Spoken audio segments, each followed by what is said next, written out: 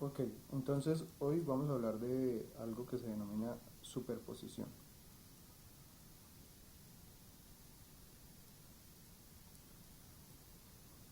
Bueno,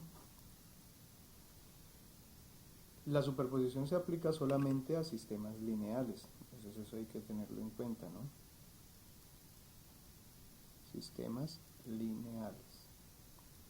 Ok, un circuito es un sistema lineal. Un circuito se puede considerar como un sistema lineal. Obviamente estamos hablando de circuitos eléctricos. ¿Qué dice el sistema de superposición? Básicamente dice que si un circuito eléctrico tiene una fuente de voltaje 1, va a generar una corriente asociada en el circuito que vamos a denominar corriente 1. Si se apaga esa fuente de voltaje 1 y se aplica una fuente de voltaje 2, aparecería entonces en el circuito una corriente denominada corriente 2. De igual manera, uno podría aplicar las dos fuentes de voltaje al tiempo y obtendría entonces una corriente 1 más una corriente 2 fluyendo a través del circuito. ¿Qué ocurre? Existe la posibilidad, bajo el teorema de la superposición, de calcular, hacer los cálculos, manteniendo la fuente 2 apagada y la fuente 1 encendida. Eso implica, de alguna manera, pues que obtenemos estos resultados con la fuente de voltaje 1 y los guardamos, los mantenemos ahí un momento, ¿cierto? Mientras hacemos los cálculos para la fuente de voltaje 2. Una vez obtenidos los resultados, los cálculos para la fuente de voltaje 1 y la fuente de voltaje 2, podemos sumar esos resultados y corroborarlos experimentalmente, por ejemplo, cuando tenemos las dos fuentes conectadas al tiempo. Es decir, el principio del teorema de superposición básicamente lo que permite es establecer pues con una sola fuente de voltaje el efecto realizado por dicha fuente y de igual manera hacerlo con la segunda fuente o la n fuente, si son varias, ¿no? Una vez hechos para cada fuente, los cálculos para cada fuente, entonces lo que hacemos es sumarlos, ¿m?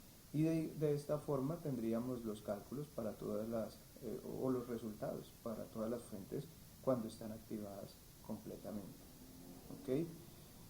¿Qué es lo que sí debemos tener en cuenta en cuanto a la aplicación de este teorema? Pues básicamente es algo sencillo de aplicar en los circuitos, pero lo que debemos hacer es paso 1, ¿no? Entonces, paso 1. Vamos a hacer que las fuentes de voltaje, vamos a dejar encendida, entonces vamos a llamar encender, ¿no? Lo pongo en comillas básicamente porque es conceptualmente, ¿cierto? Encender una sola fuente en el circuito. Mientras las demás fuentes permanecen apagadas.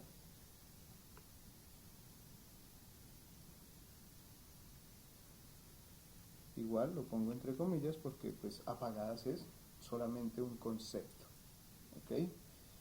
Entonces, ¿qué es encender la fuente de voltaje o las fuentes de voltaje? Pues básicamente dejarla activa mientras las otras se desactivan. ¿Y cómo desactivar las otras fuentes de voltaje? ¿Qué ocurre cuando uno reduce el voltaje a cero? Pues básicamente está desactivando la fuente. Eso es volver un voltaje, una diferencia potencial, ¿cierto? Convertirla en 0 voltios. Eso implica básicamente que la fuente de voltaje se convierte en un cortocircuito, es decir, las fuentes apagadas, entonces vamos a escribirlo aquí, fuentes apagadas, se reemplazan, ¿sí? se reemplazan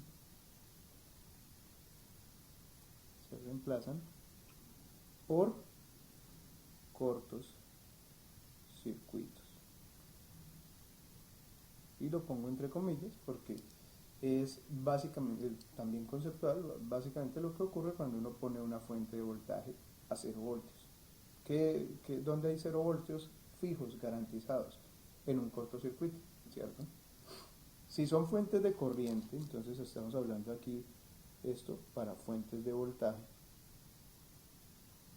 Pero ¿qué ocurre con las fuentes de corriente? Entonces veamos con las fuentes de corriente. Entonces, fuentes de corriente apagadas,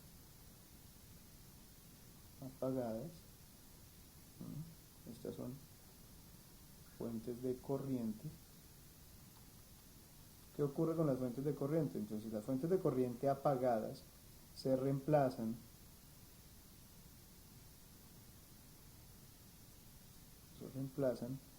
por circuitos abiertos. ¿Y qué son circuitos abiertos? ¿O por qué digo pues que se reemplazan por circuitos abiertos? Porque la única manera de garantizar que hay 0 amperios en un circuito es que uno desconecte un camino, entre comillas, por el cual están circulando ciertos electrones, ¿cierto? Entonces, si una fuente, ustedes saben, una fuente de corriente es básicamente un cortocircuito, ¿cierto? Que está entregando la corriente máxima que exija el circuito, en teoría. Entonces, para poder eliminar esa corriente, pues básicamente lo que uno hace es reemplazarla por un circuito abierto. Es decir, abrimos la fuente de corriente y ya eliminamos cualquier corriente que esté circulando por el circuito. Entonces, si vamos a analizar un circuito, debemos identificar las fuentes de voltaje y las fuentes de corriente. Y vamos a ir analizándolo por sus efectos sobre el circuito, ¿cierto? Los efectos sobre el circuito de cada una de las fuentes, ya sean de voltaje o de corriente. Entonces, mantenemos apagadas las fuentes de voltaje y de corriente, dejando una sola encendida, ya sea de corriente o de voltaje. ¿Ok? Repito nuevamente, las fuentes de corriente se reemplazan por circuitos abiertos, por circuitos abiertos, y las fuentes de voltaje se reemplazan por cortos circuitos. ¿Ok? Vamos a proceder entonces a realizar un ejemplo. Y vamos a hacer el siguiente circuito, el siguiente esquema, ya lo voy a dibujar por acá.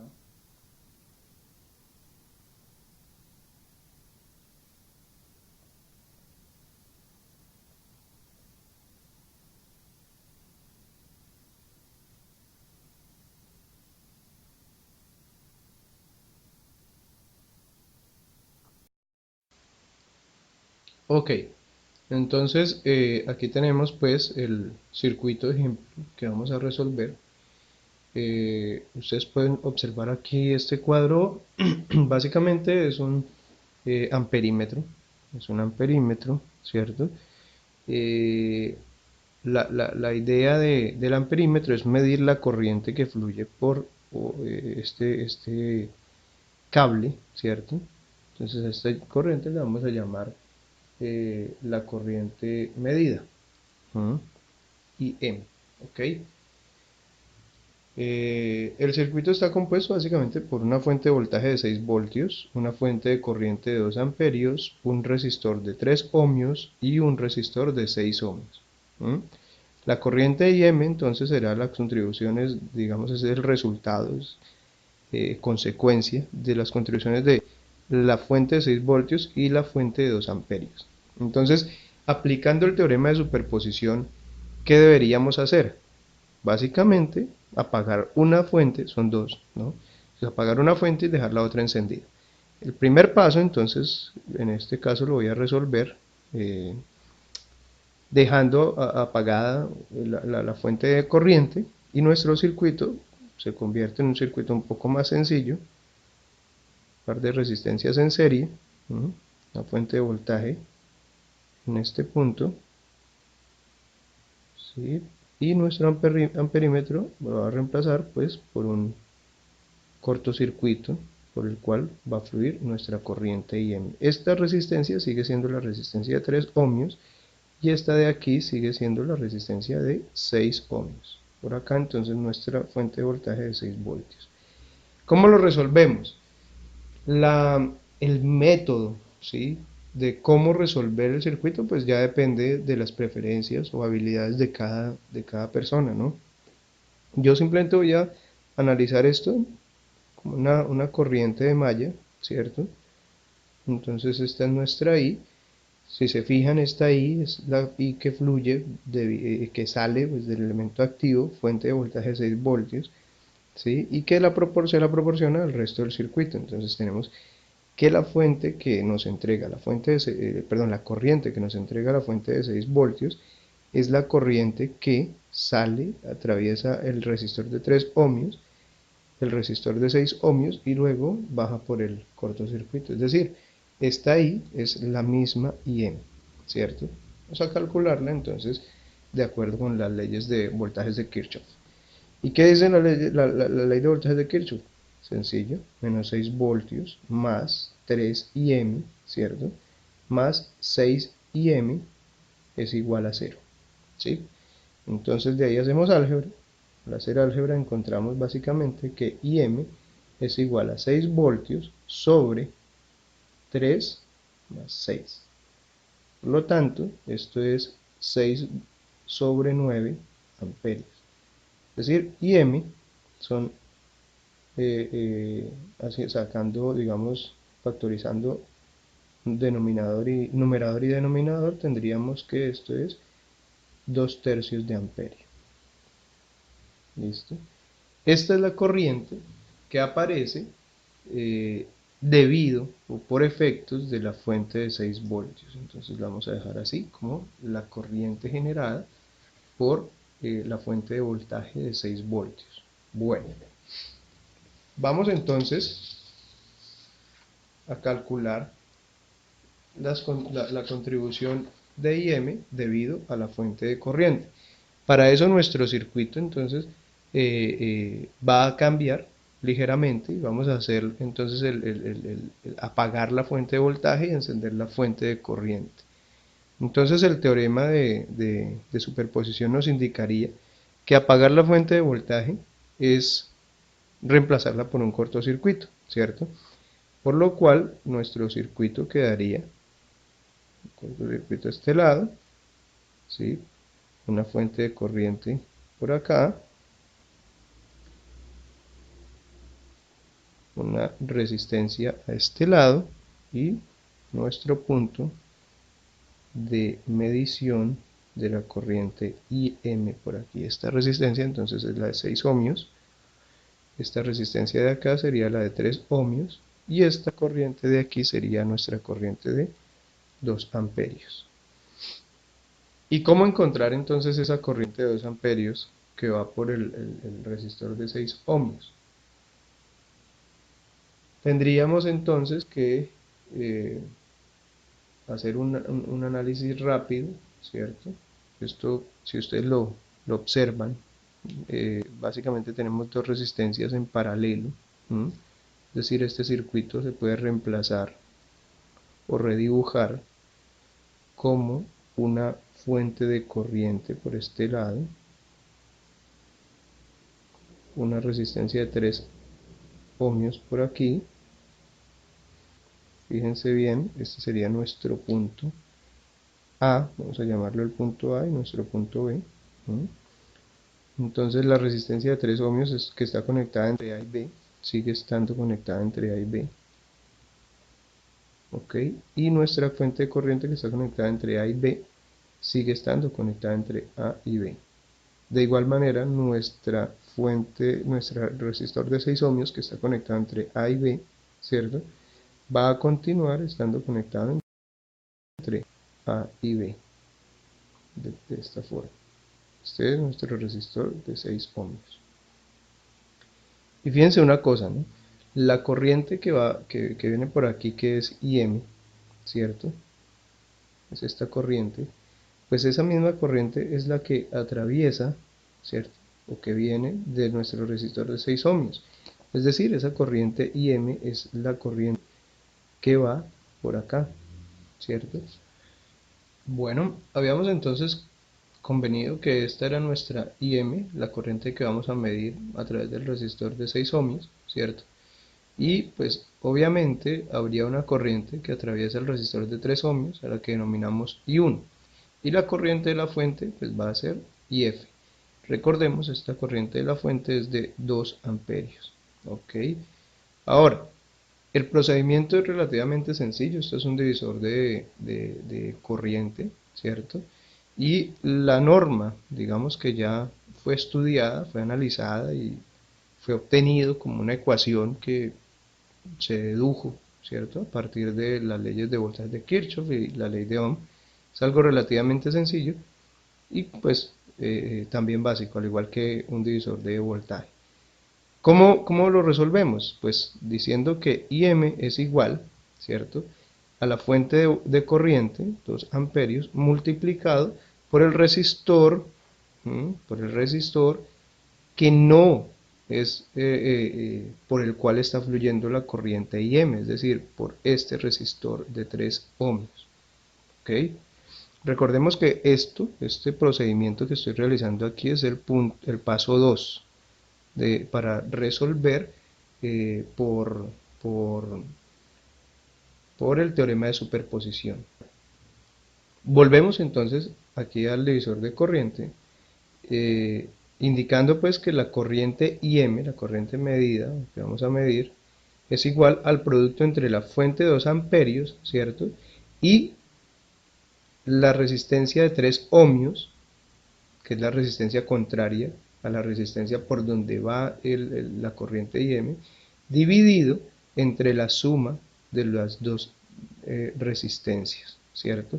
Por lo tanto, tendríamos que IM, en este caso, sería igual a 6 amperios ohmio sobre 9 ohmios, ¿ok? Es decir, IM vendría siendo 2 tercios de amperio. Esta corriente que obtenemos aquí es entonces la corriente o contribución a IM de la fuente de 2 amperios.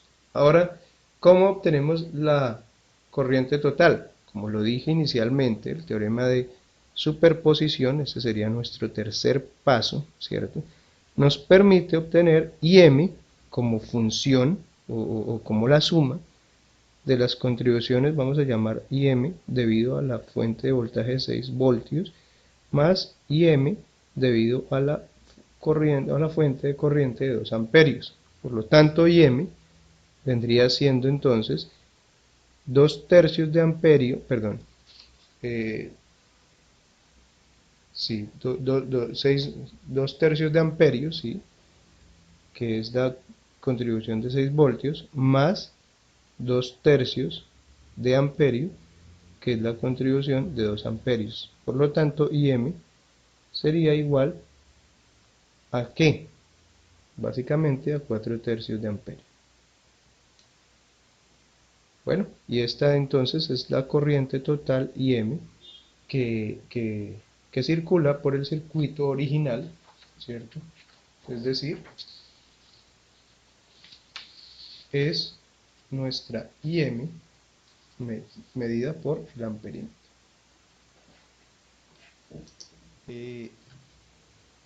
Para terminar de entender este concepto completamente, lo que se debe hacer o se debe realizar es bastantes ejercicios, para lo cual siempre recomendaré el libro de circuitos eléctricos de Dorff, ¿cierto? Yo utilizo la sexta edición, la octava edición, pero cualquier edición sirve. De hecho, los ejercicios son los mismos, están ubicados en diferentes partes, con unas mejoras por el uso de MATLAB u otra herramienta, pero en esencia, la teoría es